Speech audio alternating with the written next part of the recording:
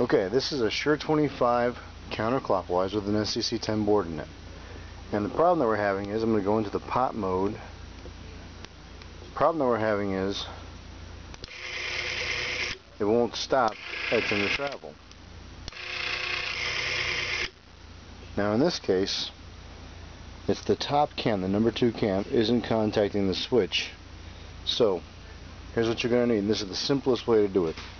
You're going to need a 1/16 Allen wrench. Okay. Now if you look between the pot bracket and the motor, there's a little bit of room, and if you have a little flashlight, that will be really helpful. There's a set screw right in there. You don't need to back it all the way out, you just need to loosen it a little bit.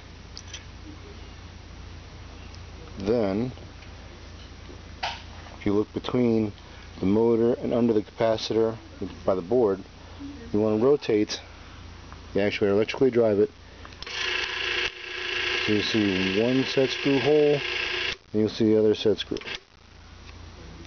Now this right here is the heater, and so if you have power on this thing, it's on probably, so you want to be careful. And again, all you need to do is loosen it. You don't need to totally unscrew it. I only did about a quarter turn there.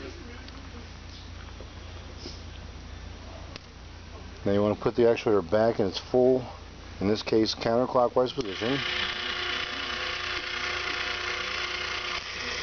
Still running. Put your fingers in there. Yes, this is live, so be careful. Until you hear, you're going to turn the cam counterclockwise, looking down from the top, until you hear it click. You should hear it click both in the switch and in the board. Once you do that, get your Allen wrench in there, snug it back down, and it's only got to be snug. You don't got to crank on it.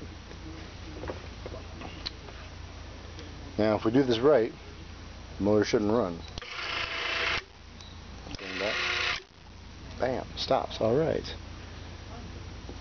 Then what I'm going to do is I'm going to go back, drive this thing till I see that middle set screw and get a clear shot. Again, watch the heater and watch the capacitor.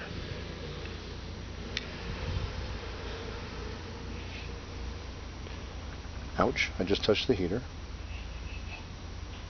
Just snug it down. You don't have to put a lot of force on these, because all they're doing is just holding this position. Then after you do that, again, make sure